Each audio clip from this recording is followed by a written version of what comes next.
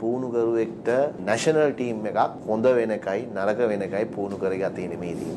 කාගේ අතේ තියෙන්නේ? ප්ලේයර්ස්ලාගේ අතේ. ඒ කියන්නේ මේ ඉන්න ටීම් එක වක් කියන්න ඕනේ මේ තත්ත්වෙට. ඔව්. පුහුණුකරුට මොනවත් කරන්න බෑ. මට ඇවිල්ලා දුෂ්ලාවක් දාන්න කියලා දෙන්න පුළුවන්ද? සංගක්කාරට ගාන විදියට කියලා දෙන්න පුළුවන්ද? බෑ. දක්ෂතාව තියෙන එක්කෙනෙක් තමයි එතනට යන්න ඕනේ. දැන් මම නුවරනේ මටත් එන්න උනා කොළඹට ඇවිල්ලා තමයි ක්‍රිකට් ගහන්න පුළුවන්. ලොකු ග්‍රවුන්ඩ් ඇදුවා කියලා මේක හැදෙන්නේ නැහැ.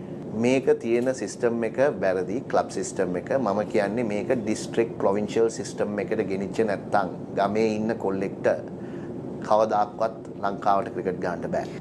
96ට ඉස්සරලා අපි ගහන කාලේ ක්‍රිකට් ටෙස්ට් මැච් එකකට ගෙව්වේ රුපියල් 2500යි. වන් ඩේ එකට රුපියල් 10යි. කතාවක් යනවා ඉන්න ස්පෝර්ට්ස් මිනිස්ටර් ගිහිල්ලා ශෂාන් මනෝගෝර්ගෙන් ආලා තියෙනවා අපිට කාලයක් දෙන්න ඉන්ටරිම් එකක් තියලා ඒ ඇතුලේ කොන්ස්ටිටියුෂන් එක මාරු කරලා මේක සලසුමක් ගන්නනේ. එයා කියලා තියෙනවා හොඳයි. නමුත් මේ කාලය ඇතුළේදී අපි ටෙස්ට් වලින් අයින් කරන්නම්. එතකොට ඔයාලට මේක කරන්න පුළුවන්. නැත්තම් ඡන්දයක් පවත්වන්න කියලා. එහෙම කියලා තියෙනවා කියලා ආරංචියක් තියෙනවා. ඒක ශෂාන් මාරු කියන්නේ ICC එකේ චෑමන්. ඉතින් ඒ තත්ත්වය කියන්නේ එයා කියන්නේ අපිව ටෙස්ට් ස්ටේටස් වලින් ඉඳන් එළියට දාන්න තරම් හිතට ගිහිල්ලා තියෙනවා කියන්නේ අපි හොඳ නැහැ කියන එකනේ. දැන් ටීම් එක බලන්න Facebook එකේ මේකේ වෙන දේවල්. අපි ටීම් එකේ සමහරකට ගහගත්තත් එක්ක. නමුත් එකක් එළියට ගියේ නෑ. ඒ කියන්නේ බවුන්ඩරි ලයින් එකේ අතුරට ගියාට පස්සේ අපි රට වෙනුවෙන් සෙල්ලම් කරන්නේ. මං 2016 ඉඳන්ම ක්‍රිකට් බෝඩ් එකේ ඇතුළටත් ගිහිල්ලා නෑ. අවුරුදු 3ක්. ගිහින් බැලුවා නම් හොඳයි නේද? කරන්න පුළුවන් දේවල් තියෙනවා, බැරි දේවල් තියෙනවනේ. මම කියනවා ඕක හදන්න බැරි දෙයක් කියලා. ක්‍රිකට් එක ලංකාවේ ක්‍රිකට් බෑ.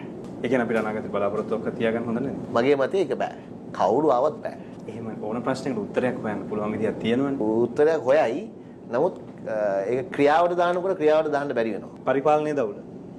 අනිවාර්යෙන්. පහුගිය කාලේ කියපු දෙයක් තමයි අපිට විදේශ පුහුණුකරුවෝ වැඩක් නැහැ. ලංකාවේ පුහුණුකරුවෙක් ඕන. විදේශ පුහුණුකරුවෝ නේද ලංකාවේ පුහුණුකරුවෙක් කිව්ව වැඩ කරන්න ලේසි. ඒගොල්ලෝ අපිව දන්නවා. මේ වෙලාවේ තියෙන විදියට එයාගේ කොන්ට්‍රැක්ට් එකේ පවා ඒ පුද්ගලයා මේකට සුදුසු නැහැ කියලා තමයි අපි හිතන්නේ. මගේ මතේ මගේ යාළුවා හොඳම යාළුවා නමුත් ඇඩ්වාන්ටේජ් එකක් ගත්තා කියලා තමයි මට හිතෙන්නේ. අතුරුසිංහ හොඳ දක්ෂ පුහුණුකරුවෙක්ට නැෂනල් ටීම් එකක් හොඳ වෙනකයි නරක වෙනකයි පුහුණු කරගෙන තියෙන්නේ මේ දී. කාගේ අතේ තියෙන්නේ? ප්ලේයර්ස්ලාගේ අතේ. ඒ කියන්නේ මේ ඉන්න ටීම් එක වක් කියන්න ඕනේ මේ තත්ත්වෙට. ඔව්.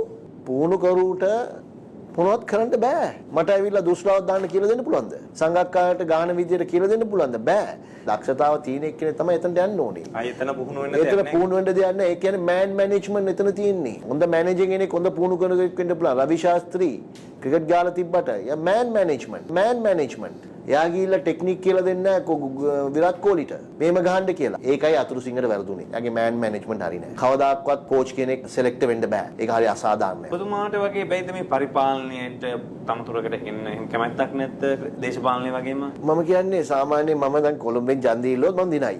ක්‍රිකට් බෝඩේ ඡන්දය ඉල්ලුවොත් මම පරදිනවා. ඒක තමයි ප්‍රශ්නේ. කියන්නේ මට එක ඡන්දයක් හම්බෙන්නේ ෂුවර් නෑ මට.